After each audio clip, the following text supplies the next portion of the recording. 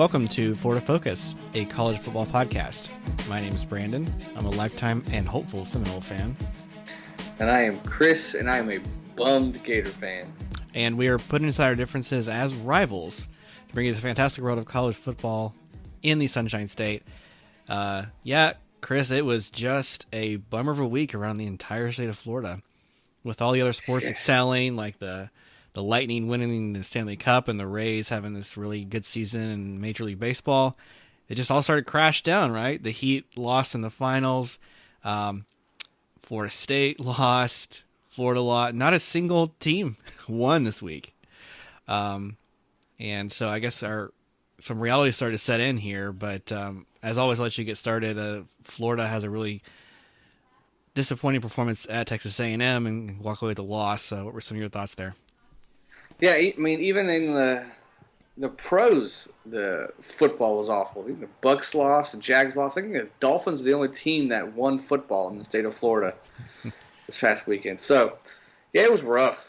This game, the A&M game, was a punch in the gut because we knew that this was possible. I wasn't shocked that it happened, but the way it happened. We lose on a last-second field goal, 41-38, and a day where our offense, again, looks fantastic, but our defense just took a giant step back. Very embarrassing. Giving up so many yards. Kellen Mond, he's a decent quarterback. We made him look like a fantastic quarterback, going over 300 yards and 3 touchdowns. The running back Spiller, 174 yards, a couple touchdowns. Chapman, the receiver, looked like an All-American. He had 150 yards and 2 touchdowns. It was really bad. And it was weird, like for something that can go so right with our offense, just to see something go so wrong with our defense.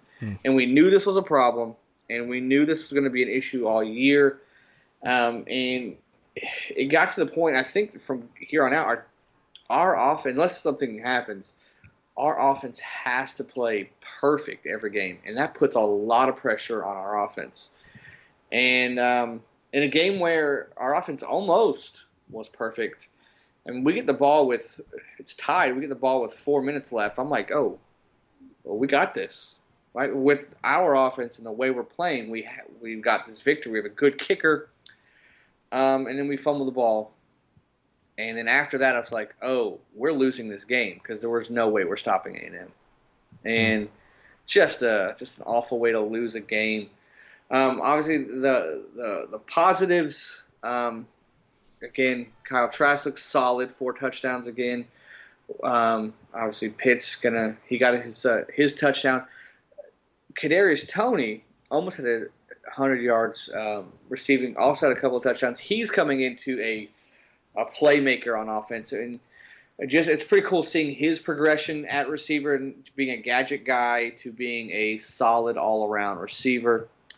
And in our running game, overall, 90 yards. I think that 90 yards is enough to win. You think it should be enough. We're not going to have that one back that's going to bust a bunch of yards. But Naquan Wright, Pierce, and Davis all had decent games overall. You know, they looked pretty good, especially Naquan Wright. His touchdown one was pretty cool to see. And, you know, McPherson hits that long 50-something yard field goal. I think it was 54-yarder. So solid stuff on those 2 phases. It's just one more phase that we did not get. Ice in the veins for McPherson. I think there was like a timeout and a false start. Still nailed it. But, yeah, you're absolutely right. Florida had, if I counted right, 8 possessions. Touchdown, touchdown, touchdown, touchdown, punt, field goal, turnover. Yeah. You can't ask for, I mean, you can try and nitpick and say, well, you should have punted once, or you should, obviously the turnover cost huge because it was when it happened.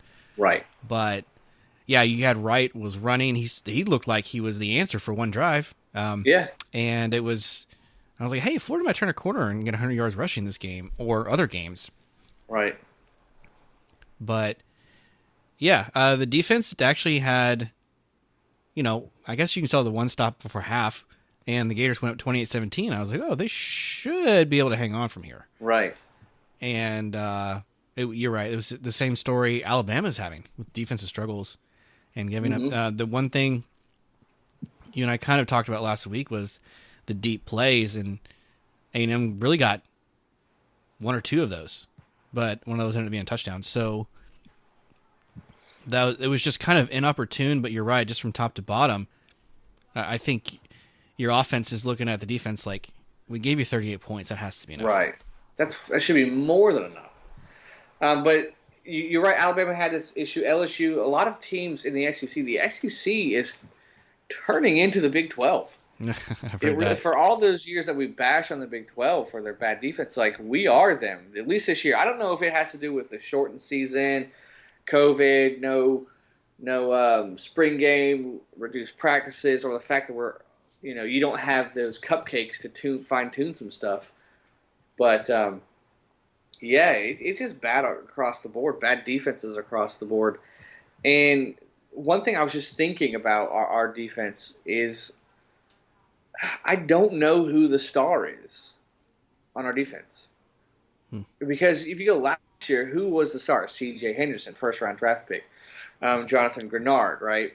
Even Zuniga when he was healthy, because those were stars. You go before that, Chauncey Gardner, Henderson again, Ja'Kai Polite. Just, those guys are going to make a play when you need to make a play. I don't know who our star is on defense. We don't have a superstar. Ventrell Miller is pretty solid. Sean Davis is pretty solid.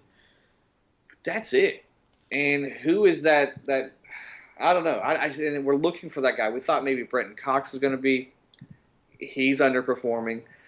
Guys like Donovan Steiner at safety, you aren't progressing at all. Marco Wilson at corner, we thought he was going to be lockdown corner. He is regressing.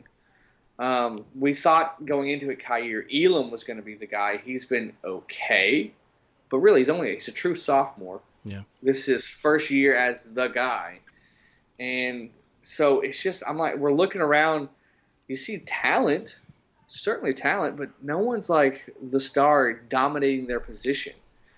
And we got to figure something out quick, whether it's shift, around the defense, put in younger guys, youth movement, whatever. I don't know what it is. But we're just we're not having that one or two guys that can just dominate their position. And it's showing. I think Grantham, he blitzed more this game, a little bit more aggressive. But you watch those blitz, whether he's sending 4 down linemen, whether he's sending 5, whether he's blitzing a corner, blitzing 2 linebackers, whatever it was, there's no pressure. I mean, I don't know if it's a credit to A&M's O-line, but we were getting no pressure. He was trying everything. I think he's a little bit heavy on zone there. And I think in the past we would blitz guys and put our corners on islands because our corners could handle. I don't think we can do that now, so we're having to do zone. But anyways, I think Grantham did a good job, at least from what I saw, blitzing. Just no matter what he did, no penetration. Mond did not have to worry about people chasing him and could sit back and beat our corners and beat our safeties. And it was just frustrating. It was really frustrating to see everything we do did not work. No matter who was in there, it didn't work. And it's very, very concerning after 3 games into the season. You get a little bit better with South Carolina, but then take a huge step back with A&M. And it's tough. It was really tough to watch on defense. Yeah, it's I honestly thought Elam would kind of be the guy. Right. And yeah, it's even probably the defensive coordinators, Grantham included, but other guys are just kind of shrugging their shoulders, just like I don't really know. I mean, I do give some credit to Jimbo Fisher. I mean, he knew how to kind of scheme the game into his favor. But even with that, he had to have had a great performance from Mon and all the other skill players, and I think they accomplished that. But it was just crazy. I'm like, and I think in the first half, up until that last possession, every possession on both sides was a touchdown. So Right. I was like, well, this is going to be a pretty high efficiency game, but they're not getting many possessions each side, and that's exactly how Jimbo loves it. Yeah. No, credit to him. He knows what he's doing. Mon's a decent quarterback. I mean, this year, though, like, we're making decent quarterbacks look great. Every game so far, we've had a receiver go over like 130 yards in every game against us. So if your receiver is struggling, play us. If your O-line is struggling, play us. If your quarterback doesn't have great confidence in himself, play us. We'll fix that because that's where we are. And, you go through your stages of grief. I'm at anger. I think I was in denial after Ole Miss, but I'm at to the point of anger right now. I think a lot of Florida fans are just angry. It can be frustrating. Yeah, it is. It is rough. But you know what? Actually, I did call the score. Wrong team, but I did call the score. Oh, hey, good job. I said 41-38. Just wish it was in. And you know what? It looked like it was going to be that. It really did to fumble. And it really stinks for Malik Davis because he was having such a great year coming back from his injury, finally looking like the Malik Davis of old. And I feel so bad for him. I'm not like mad at him because he's such a good guy and he was getting back to the Malik Davis of old. And he just can't fumble right there. You just can't do it. Yeah. So it really stinks, especially. With losing, you'd hate to lose going into a bye week because an extra week because the next thing, what's going to cure that loss is winning again, right? Playing again and winning. Right. And now the news coming out today that Florida had some COVID cases, and now we're having to suspend our LSU game, and maybe who knows more. So it's just another gut punch. I want to play so bad and get that loss out of our mouth, but I have to wait a little bit longer. But I mean, I'm going to look for the silver lining that maybe this gives us more time to fix whatever's going wrong with our defense. Right. Maybe. Yeah, I mean it does tend to give you some time off. I mean Notre Dame, we'll talk about them in a second, but they had a couple weeks off and that. They seem to be eager to come out, and they looked pretty decent. So, who knows? You're right. It could turn to a positive for sure. But yeah, I think another positive here, and I think this is all legit, is that Kyle Trask looks like a Heisman contender. Yeah. Definitely a high draft pick. He's a redshirt senior, correct? Yeah. This is turning out to be a very good season for him.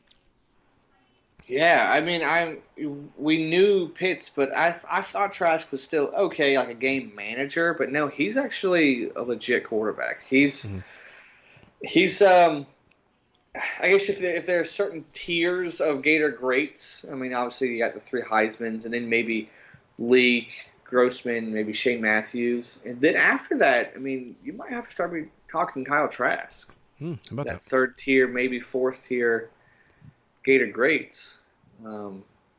So, which is good for him. Yeah, he is legit, and I'm happy for him. Because I was thinking, man, if how awful would the season be if we didn't have the Kyles? Or Kadarius Toney, like the offensive mind of Mullen. Like it would be really bad. I'm so glad that at least they're clicking. There are some bright spots. This is a little game I play now when I watch Kadarius Toney. It's like, does he have tunnel vision? Yes. Now watch everything he does after realizing that fact. And you're right. He is looking toward the back of the end zone, and every single time he does everything. He even put a shoulder into a guy. This guy outweighed him by 50 pounds, and it was inside the 5. I was like, okay, let's know that you're fast and not strong. Yeah. Kind of deal, but he was doing anything he could to get in the end zone. It was incredible. Yeah, I mean, you saw that from day one with him. He would lower his shoulder, but a lot of people are like, you don't need to lower your shoulder. You can go down. But I think he's becoming such a complete receiver now in that slot position. Which is cool. And he can beat people over top too now. So, which is nice. Helps stretch the field, and because people are going to go after Pitts, and he's flourishing because of that, which I like to see.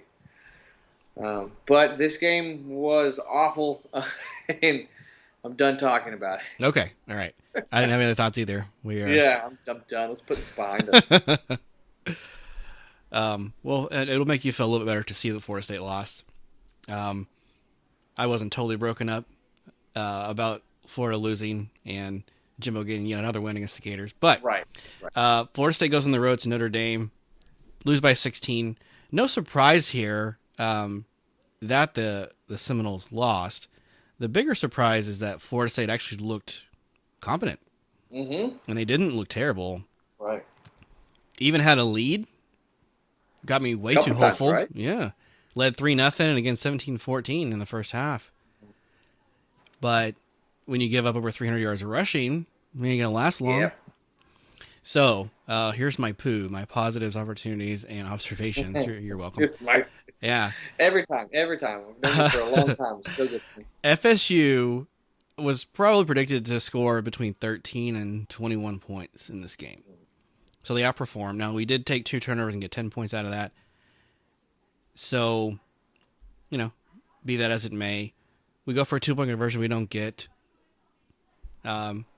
Certainly could have always been better, but it could have been worse. And I think Notre Dame did a good job of figuring out our game plan and stopping some things, but also Florida State kind of got into a groove and figured out kind of how they would approach the game. Jordan Travis gets almost 100 yards rushing by himself. Does get a little bit hurt, but I mean, you're going to run 13 times. That's going to happen. Right.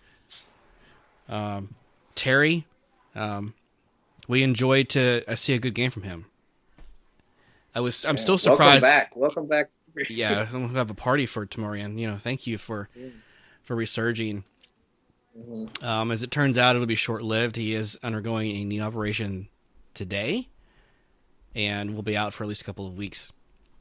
So that's unfortunate. Of course, we're hoping the best for him. But he actually came out a lot this week talking about how his personal loss and then the knee injury we didn't know was still bothering him is why he just hasn't performed, and he was finally getting right. So that was good. The offensive line, hey, it turns out when you roll out and you throw screens and short passes, then you scheme around what you know you don't have, well, the offense can actually move the ball. And that's what they started to do. We are not an offensive line that can support somebody who drops back in the pocket, which was evident when James Blackman came in the last series of the game. Took 2 sacks in the 6 plays he was in because he dropped back in the pocket. Mm-hmm. So that's something we just kind of need to avoid going forward. Even if Chuba Purdy were to come in later this season, recovering from an injury, that's probably what you're going to start to see a little bit there too. Rodemaker a little bit with Jacksonville State, you saw some struggles. So maybe Jordan Travis is a very good Band-Aid to get through this season and figure out ways to win. Right. The Noles do drop to 1-3, and it's because of the defense. There were times on a running play, the guy goes 75 yards untouched. I'm like, how is that possible? What is going on? How are they creating all these gaps? Our defensive ends just aren't getting any kind of push. Defensive tackles, neither unit seem to be performing even at average capacity this year. Mm-hmm. I mean, because of that, it looks good that our passing defense is holding up, but maybe the reality is teams don't need to pass against us because the rush is working so well. It's kind of hard to see. Ian Book, turns out he could run quite a bit, and they designed runs for him. I hadn't watched Notre Dame in a while, so I'd kind of forgotten he had that skill set. Right. But he looked to manage the game pretty easily. They made a couple mistakes here and there. I mean, they let us drive the field a few times with an offense that wasn't that good. They did pick us off late in the game. So there were some things that Florida State still needs to kind of figure out. And like I was saying to you earlier, the losses are just going to keep coming. Florida State goes on the road, and then we got to host North Carolina this coming week, and they just scored, 56 against Virginia Tech? It's just, Florida State's going to have to just bear with it because it's going to be a rough road. You're going to have to wait till probably November to get some W's. That's just the reality of it. So Yeah, I think this is the best game Florida State's played all season. Yeah, I mean the second half of Jacksonville State was pretty good, but yeah, this was you saw some fire, something that you didn't see in them. They had some fight in them, and especially I mean 17 points coming out of the gate. Obviously the turnovers helped, so it was good. I mean, and like you mentioned, Terry, although it was short lived, his 146 yards, I believe I saw, was the most an opponent had put up at Notre Dame. No. Most receiving yards an opponent had at Notre Dame. So, I mean, that was good. Obviously, Jordan Travis was tough at times with his running ability. And again, I think Asante Samuel Jr. came up with his 5th turnover, I think, something like that. Mm-hmm. I think he picked off 3 and has recovered 2 fumbles, if I'm correct. So he's a ball hawk. He's like I said, y'all. We don't have a star on defense. You at least have Asante Samuel Jr. You have a star on defense. The rest of them, though, not so much, especially in the run game. 300 yards, it's tough. 350. Yeah, you're not going to win many games. You do with that. Yeah. But yeah, so 17 points in the first quarter, 9 the rest of the game, and so I thought they were going to put up a fight against Notre Dame, but they looked. I mean, in the first half, you're like, oh, they might actually go the distance, or you can see it. But Notre Dame was like, no, we're the better team. Yeah. And then quickly put up 21 in the second quarter there, kind of over at halftime deal. But yeah, it was something positive, especially going into a game against North Carolina next week. You're going to need that. You're going to need that going into it. In a game, one of these games where you're like far outmatched, one of the only things you really ask is like, don't lay over. Just don't lay over and take it, right? Yeah. So they didn't do that. So that's awesome. That's a good job by them. Yeah, I mean, it's a far cry from what we saw 2 years ago in 2018 when we had to go to Notre Dame, and they went to the playoff that year, I believe. And it was over. I mean, technically it was like in garbage time, probably at halftime, but it was over after the 4th play. Because we threw a pick 6 or something crazy, and then it was off to the races. Right. Notre Dame actually ended up going undefeated that year, and that was our year we lost the bowl, didn't go to bowl. So, take that into consideration too. But there are things that you see as an improvement. Defense has got to just figure some stuff out. Right. And I have very little answers as to what happened. Like, where has Marvin Wilson gone? Yeah. I know that we have a superstar. Yeah, Durden/Cooper not 100% or /injured. Robinson on the outside of the defensive line, not getting any pressure, non-factor. Yeah. We have some flashes at linebacker. Emmett Rice is making plays, not letting guys get terribly deep. Kando will have like 1 or 2 a game. You're like, yes, good. Just keep that going, but then he just disappears. Yeah, in the secondary. But again, teams not needing to throw as much because they're having so much success running the ball. Yeah, it's hard to know if that's that. You're right, though. I mean, you point out I actually had forgotten all about the Samuel Jr. turnovers, involved in 5 or 6 this entire season. That's awesome. 5. Yeah, that's really good. It reminds me of back in the Muschamp days, Lucas Purifoy. Oh yeah. He played special teams a lot too, and it just seems like he was all over the place, whether it's interceptions or fumble recoveries or creating them too. He was one of those guys that stuck out on a bad team. Yeah, it's the special teams unit. Just to elaborate on that a little bit more, I'm seeing starters on the kickoff units, on punt coverage. That paid off because I think Sheffield was one of our running backs, was the one to recover the fumble. Right. And there was another punt later in the game that Notre Dame almost touched. I thought for a second might have, and we recovered. Ended up being just dead on the spot. But that makes a huge difference. And yeah, that's kind of a cool thing there. With the offense, yeah, sure. Just stick with it. It's working. Move the ball, make it happen. Yeah, might as well. It's kind of fun to watch. And in a different type of season, you could see a way better version of this with Mike Norvell.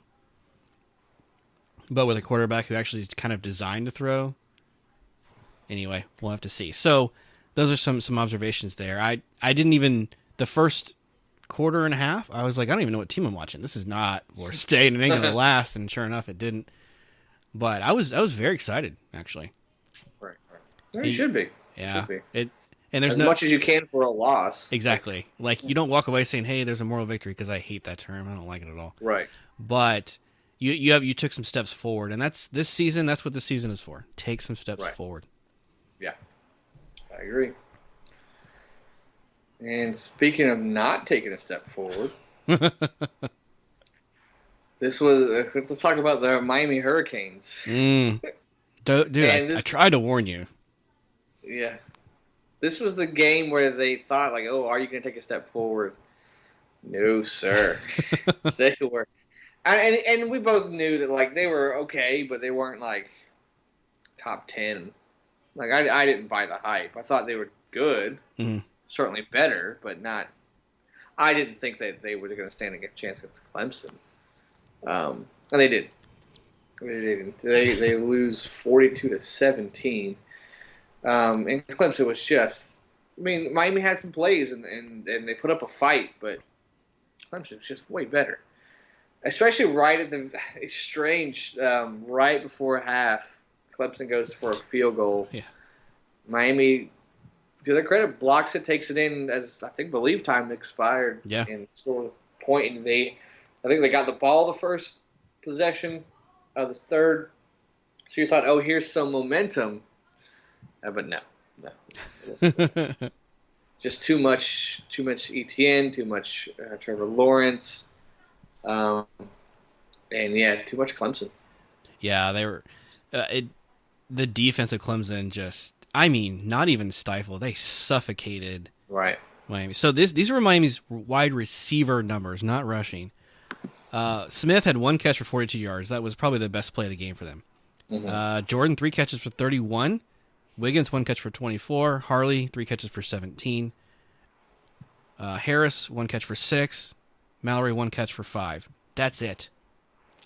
120 yards receiving in the air. I mean, you would think, okay, if I look at the box score, that's from 1 quarter right now. That was the entire game. Yeah, that's a good point. Really good point. And then King got stifled on the rush. He did rush for 84 yards, but their backs got 8, 3, and N'Kosi Perry took a sack. That's the only other rushing production. And therein lies one of the problems with a team like Miami is you shut down one guy, they can't do anything. Yeah. Very, very true. And we see on Clemson, Travis Etienne, man, he is a guy that it kind of reminds me a lot of Pitts, where Pitts is a tight end, but you line him up anywhere. It doesn't matter. Etienne, he's a running back, but you can easily line up a receiver. Kind of like it reminds me of Percy Harvin, too. Technically, he was receiver, but you put him in the backfield, looks exactly like a running back, you know. You put Etienne out on a linebacker, forget it, you know, in open space. And, they're a really good team. I didn't know. I could not tell how good Clemson was early on. I got a good idea, like, oh, they're still Clemson. They're still really good, Clemson. It's a good point. You're king. He had 84 yards rushing and a touchdown, he's pretty good at that, but I knew that he wasn't that great of a passer. And Clemson proved it. Yeah. So, humble the Miami fans there. Yeah, a little bit. Yep. So let's move on to another Florida team. Another team, yeah. So UCF didn't lose because they were off. That's a positive. You and I were both wrong about South Florida. Apparently, they are still struggling mightily hard. And I'm not totally surprised Carolina won this game. Right. But to win 44-24, maybe South Florida's defense is not as good as I thought. Because I thought they could have slowed them down a little bit. / maybe created something on offense to make them scheme differently. No. The Bulls continue to struggle and just look very, very bad. McLeod did almost break 300 yards passing. But, no. No touchdowns. Yep. Got both of them from forward on the ground, and this one was pretty ugly even by halftime. Mm-hmm. Yeah, and you said something to me after the game, or maybe during it. You were like, "Where do they get their other win?" Like, we thought this was their best chance at it, and they got blown out at home. Yep. Like, where else are you gonna get your win? I don't know if I see another one coming down this year. Yeah, I think you and I agreed Temple was their best shot this coming week. After that, it's rough. You're gonna have to pull an upset somewhere to get 3. Yeah, you're right. Rough for the not looking good. Yeah, and Temple just started their season. They only played 1 game so far, so like you have to hope that they're rusty, and you can get them this Saturday. But otherwise, that may be it. The Bulls may end up ending this year with a 9-game losing streak, and that's you'd think they would have taken a step forward this season, but it's clear they just haven't. Mm-hmm.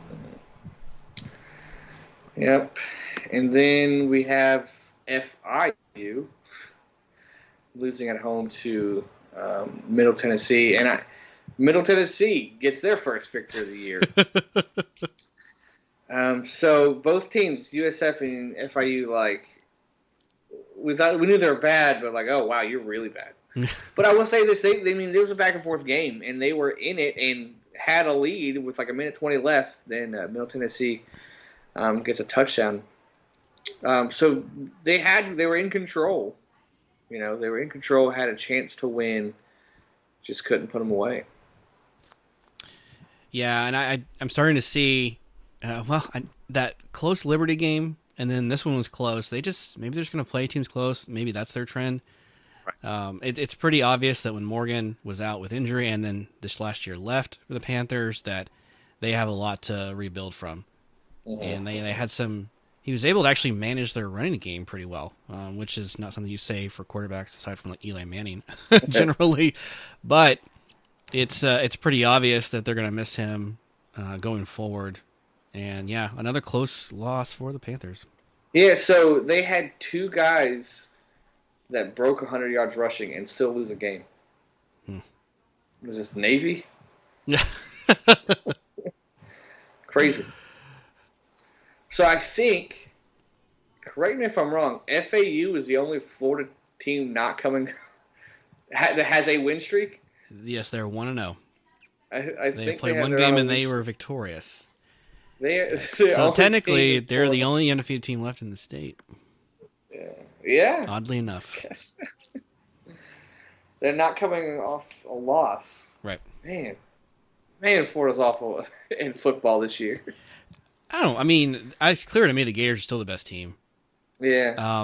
And it's coming off of a rough performance on the road, that's for sure. But the power rankings wise, like this week was the worst week for the state. You can't deny that. Doesn't look good. Yuck. Yep.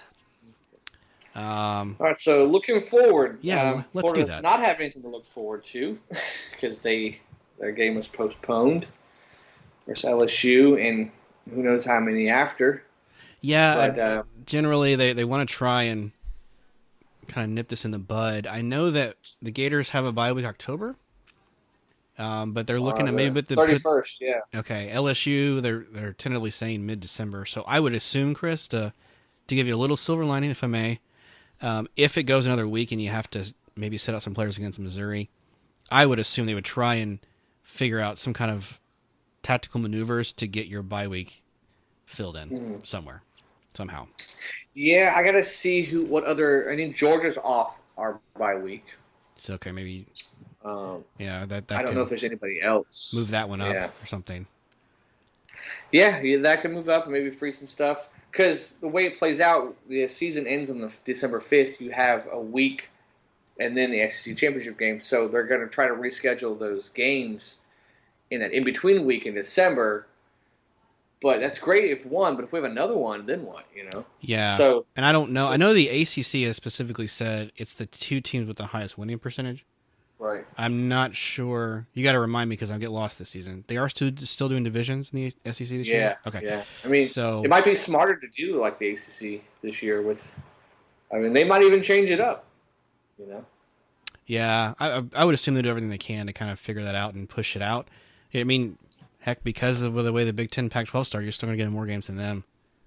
They're kind of capped at 8. They're not going to get any more than that. Just not going to have the time. Or another solution I thought of, so give me all the credit if this ends up happening, please, is do like the Pac-12 is, I think it's, or the Big Ten, one of the two. They said, okay, we're going to play these weeks, and then the last week of the season, the top 2 teams play in the title game, but everyone else just plays a regular game. The SEC could do that, where you're like, okay, the teams that aren't in the title game, you can make up that Missouri game. Or, I mean, the problem here is Florida, it just depends on that Georgia game. Still has a legit shot to win the East. Yeah. I mean, the season's not over and lost, right? Because you lost to a SEC West team. You lost on the road, really close to a team that potentially could win out their games. And you lost early in the season. Yep. So, and you still have to play Georgia. So, yeah, it's not all lost.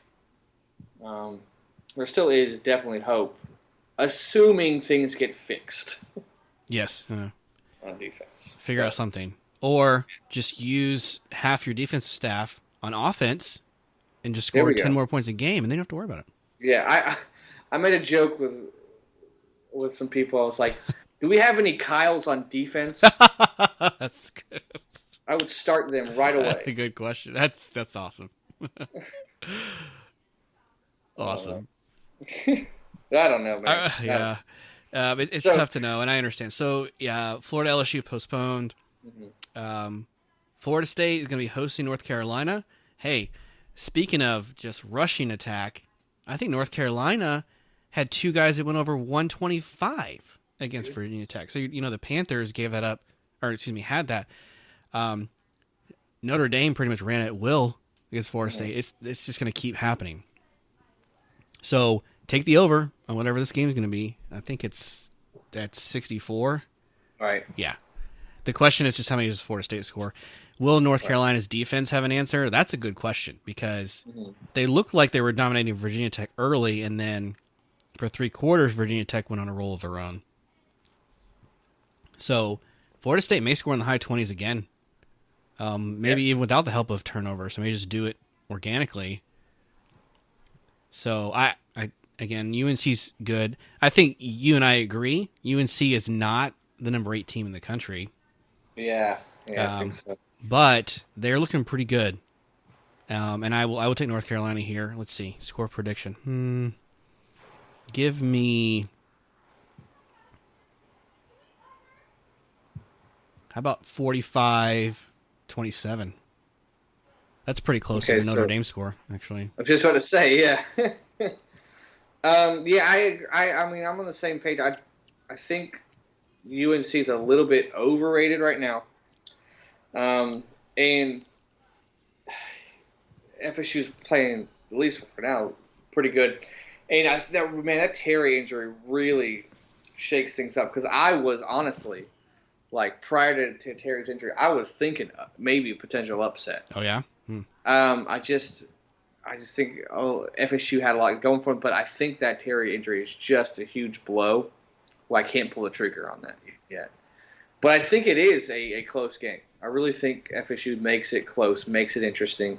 But you're right. I think the difference is the rushing game. Unless FSU can figure something out, I think, and maybe force some turnovers. Maybe Asante Samuel Jr. He gets like 5 picks, which is possible, maybe. But I think Sam Howell's a decent quarterback. I'm just not 100% sold on him yet. But I think North Carolina is just right now a little bit better. Yep. I mean, honestly, I was thinking Florida State with the upset till Terry's injury, but I'm going to go North Carolina in a close one. Okay. I'm going to say North Carolina 35, FSU 27. Okay. I think we can agree that high 20s are kind of ceiling for Florida State offense. A couple interesting storylines to watch for besides the UNC rushing attack. Sam Howell was a pretty famous commit to Florida State, 4-star out of high school, and last minute leaves Willie Taggart and goes to North Carolina. So just imagine if we had him not playing against us. Now, Yeah. this is not as big as like Jeff Sims earlier for Georgia Tech. He was a forced to commit, and he's not the talent Sam Howell is. And Right. quarterbacks do switch from time to time, like that happens. Mm-hmm. But that's the storyline I look for. Mac Brown, alum of Florida State. Mm-hmm. Going back, he coached at UNC the first time so long ago. I don't even remember him coaching UNC, to be honest. It's been it's just an eternity, it seems like. So, yeah, and I like what you're saying about, hey, maybe we could pull an upset in a game, but it's just not going to happen this week, because I think probably 5-10 years ago, this is the kind of this is the kind of game Florida State might win. Mm-hmm. Mm-hmm. And you're not crazy there. The wide receiving core has been kind of disappointing, and you're right. We had a glimmer of hope, 9 catches for Terry. What constantly kept going through my mind was they are really desperate for his production because they were throwing him 4 and 5 yard in routes. Yeah. And that is not what Tavares Terry does. Mm-hmm. He catches 4 passes a game, and they're all 50-plus yards each. He's good at the route. He is definitely the 9 route. I've heard it called out. He is the Randy Moss. Yeah. And he is going to have great Sundays in the future. And without him, you have to start to figure out, okay, maybe we can go to Helton Deep. We can involve Young, Ontario Wilson. Maybe he gets involved. I think him and Terry are from the same high school, the same area of Georgia. So you got to start figuring some things out. But I like the rushing attack for Florida State right now. Get Toffili, get Webb, get Corbin. If you can rush for 200 yards, you're going to make the defense play up, and you're going to start to open up a lot of that stuff. But if we cannot get the rushing game going, then it's going to be a long day. And one thing I kept noticing against Notre Dame that I hope Florida State gets away from on offense is 3 or 4 times they split out an empty set. And I'm like, what are you doing? Why is Jordan Travis back there by himself? Do you remember what kind of offensive line we have? You're splitting 5 wide, or the running backs running out in the slot and in motion? That was one thing frustrating, by the way. It's not a wise decision. I do not understand it. So... Yeah, I think you're right. They need to get that running attack, but I think Terry not being there. Because when Terry was unproductive, Florida State lost. Mm-hmm. When he was productive, they won versus Jacksonville State, played well against Notre Dame. Yep. Well, if he's not there, who are you going to go to? I don't know who you're going to go to, which makes me think that the safeties are going to play up more. Yeah. The linebackers are going to play up more. Make Jordan Travis beat you with the throw, and he can't do it. I can guarantee you that. Right. Without that star receiver, I just think it's going to be maybe once or twice, but not enough. Yep. Also, I forgot to mention some of the positives against Notre Dame. Gutsy calls by Norvell. Twice went for it on 4th down on the same drive. Got them both. I didn't like the idea of going for 2, especially because it made it a 7-point game, and you weren't going to win anyway. Right. But, hey, at least we know that you have the courage to do it. And that, that motivates your team a little bit to say, hey, we're offense, we're rolling here. Let's go for the 2. But yeah, I think it's a little bit too early. Yeah, it wouldn't have mattered. I didn't like the call. Yeah. Go to Terry fine, but now when he's double covered the back of the end zone. Anyway, but do some courageous things there. I still haven't seen a trick play out of this team, and maybe you're still trying to figure out who you are in order to make that happen. That's fine. Mm-hmm. Hey, Dan Mullen left to run his punter. Master Romano, the guy from Australia. Let's just see what he's got. Yeah. Maybe he's got an arm. Maybe he can gun one for 25 yards and get a first down. Who knows? Get that rugby run going. Exactly. But tough day. Obviously, there are ways Florida State can win the game. You have to have some luck. You have to get some turnovers. Right. Your defense has to turn a corner. But I think you and I both agree it's not going to happen Saturday. Yeah. I think, if they get crazy with some turnovers, that might equalize things. But yeah, on paper now I'm going to take UNC. All right. And real quickly before we move on to the other schools, yet again, Florida Atlantic not only has their opponents had a lot of COVID issues, now they are saying they have a lot of positive tests. So the Owls, again, having to postpone games, and they've only played one this year. That's crazy. It makes you wonder how many they're going to play at all. Right. That's a good question. Hey, tough luck. That's going to be frustrating. I get it. I'm frustrated right now, but can't imagine being an Owl fan right now. Yeah. Yeah. Very true. All right. So let's talk Miami Pitt. Yeah. Miami tries to bounce back from that loss to Clemson versus I think a tough Pitt team. Pickett is a pretty decent quarterback for them. And Miami's, I think the spread is 13.5.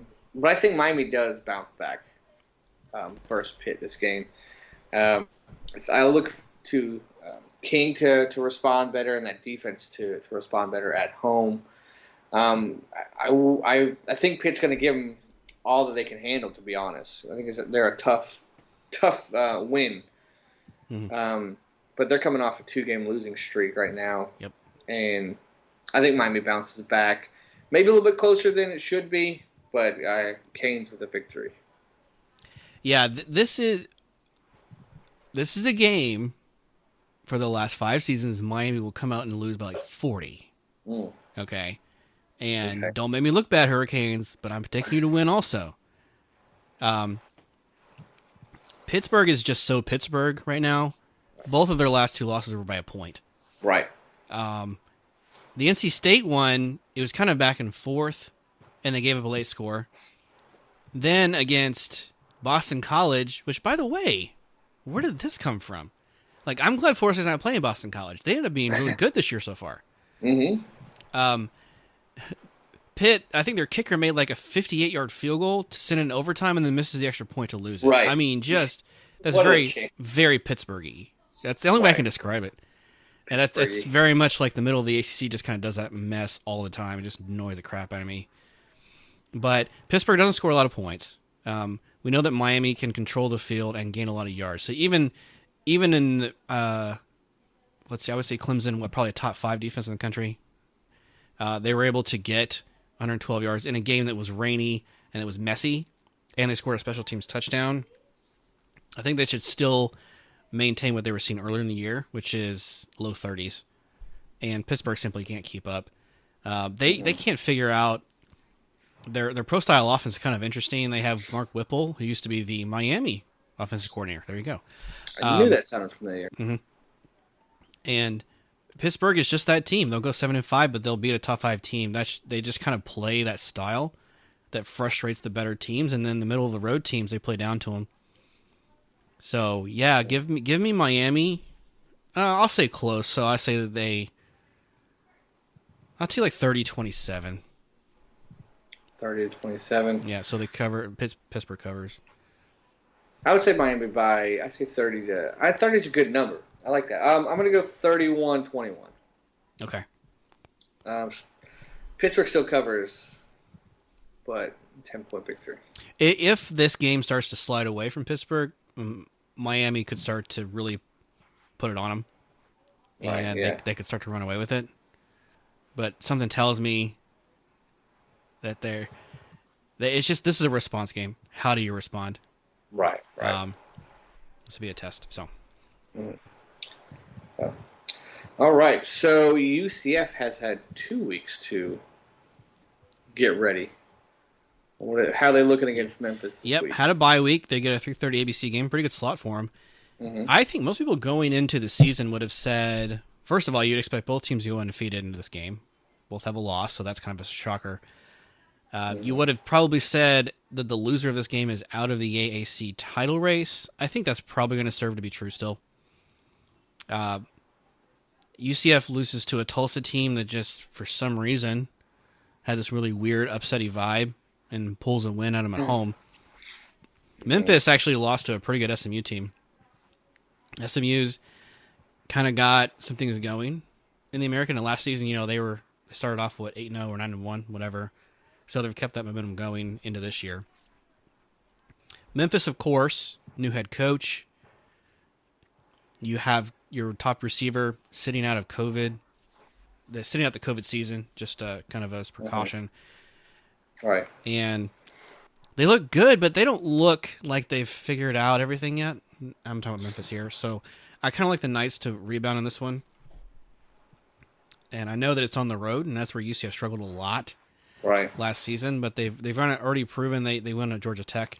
So that's enough for me to show that they still kind of have what it takes. And I can't imagine you don't walk away from a Tulsa loss and just learn a lot of stuff. Yeah. Yep. I think the offense gets back on track, and for those reasons, I'm going to take the Knights to win. Yeah, I was surprised. It's a good point. I didn't think about it. Both teams going into the season, you would think when they meet, they've both been defeated. But yeah, I think that UCF responds well. They have a good team, good quality players, leaders in the defense, starting with their quarterback and running back. So I think that they respond well, and honestly, I don't think it's a close game. Oh. Yeah, you get an extra week to be mad and fix stuff. I think there's too good of a. I think that Tulsa game was so fluky because everything was weird. I don't know if that's going to happen again. I say UCF by like 14. Ooh, I like that. Yeah, I'd say Knights in a big victory. Okay, I'll take them by 9. How about like? Trying to do some math here. I was going to put them like in the 31, 34 range. Okay. 34-26. That's how they lost to Tulsa. Yeah, I'll take that. Just the other way. You win. Okay. You win by 8. 35-21. Yeah. I like that. The mid-30s is a good one. It's still clear to me Randy Shannon schemes a perfect defense for what UCF plays. Fans are going to get tired of me saying that because I think it's just as true. Plus, they play well on special teams. They make their field goals. They have dangerous threats to return punts. So the special teams is kind of what lacked against Tulsa. You could blame. There was at least one turnover there that led to 7 the other way, and just the penalties. UCF's got to clean that up. Again, I don't even care that you have them. I don't care what you lead the nation in them. It's just when they happen. Right. If you're struggling, you're down by 3 late, and it's 4th down. That's not a time for a false start. And that they just got to clean it up. Just do it on first, second down. First, second down. You can penalize as much as you want. Go ahead. But not when the game's on line. Yeah, exactly. Let's see. You want to talk about South Florida a little bit? I mean, does anyone? They go to Temple. Yeah, I don't want to sound like a broken record here, Chris, but when it comes to the Bulls this season, I'm not going to pick them to win anymore this year. I'm not. I'll probably wrong once or twice, and that's okay. I can live with that. Yeah. We don't really know much about Temple. They've started their season really late. Their only game was last week, and they lost to Navy by 2. So that's kind of a close one. You know that Navy's pretty good outside of their BYU performance. And so, we do know the Bulls are struggling on offense. Now, we can't say for sure that's going to happen the rest of the season. Like, there's no way they can get worse. Right. They already started cleaning up some things on special teams, so let's hope that continues. But they can't stop anyone. They can't pass the ball. And they can't out-possession a team right now. They can't say, we're going to run the ball and we'll give you the ball 8 or 9 times and then hold you to 16 points. They're just not – they don't have the talent for that quite yet. So I don't have a lot of faith in them at this point to get a W. Yeah, I got zero confidence in the Bulls right now. I mean, when you're scoring 14 points a game and giving up 32, no. Yeah. Again, I don't think Temple's like this great team, but I mean – I just don't see. I think this is their, like you said, this is their best chance, but I don't think they win this one, and they're probably going to lose the rest of the games. But yeah, go Owls on this. Temple and FAU. I just realized that Owls. Yeah. How about that? Funny. Okay. Threw you off there, didn't I? Yeah. The Temple, by the way, is given 11 points here, and I think we both agree that's going to be covered. Yeah, I think so. Yep. And then, Chris, you got the Panthers down there in the Miami area. Yeah. Panthers playing Charlotte. And I don't know. I don't know how to pick this one, honestly. I mean, I think – if FIU just lost to Middle Tennessee, who was their only victory, I'm not feeling confident about FIU. They haven't got a win yet. Charlotte's 1-2. They just finally got their first one. I guess I got to lean Charlotte on this one a little bit. I really don't know these teams too well. So, yeah, too many questions for FIU. So, give me Charlotte on this and a close one. Okay. It's like a 3-point victory. To quote Lee Corso, not so fast, my friend. Oh, okay. Give me the Panthers to get the first dub. You did okay. Charlotte good. played against FAU pretty well. They beat North Texas, who's not good. Texas State is pretty good, but not North Texas. And this is generally a close game though. When they play in Conference USA, Charlotte FAU, even outside of a COVID season, it's kind of different. But I think they can build on some with the rushing attack from last season, having the two guys over 100 yards. So I'll take the Panthers. Okay. By 3. By 3. Okay, so I say Charlotte by 3. You say Panthers by 3. And I think Charlotte's actually favored by 7, so that's a true upset for me this week to get the Panthers. Mm-hmm. Yeah. Okay. All right. I just hope that some Florida teams win. Mine's not playing, but just come on, State of Florida. Step it up. I think the Hurricanes have the best chance. Yeah, I agree. Yeah. So, not going to say I'm going to root for them, but it wouldn't be terrible if they walked away with a victory over a bad team. Be the worst thing.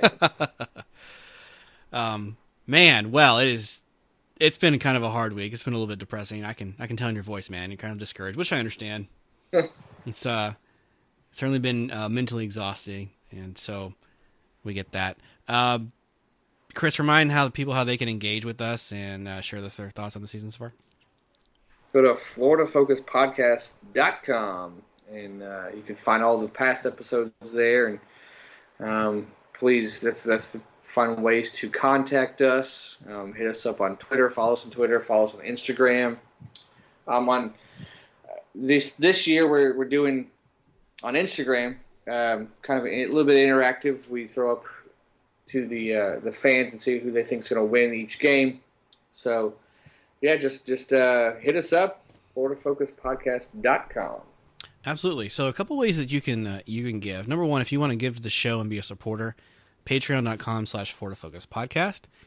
That's why you can get access to exclusive episodes, behind-the-scenes content, and later on the season you get to hear Chris and I play Jeopardy against each other. If you want to give back to the Central Florida community, we had an interview with Eric Adelson last week where we talked about you can donate diapers.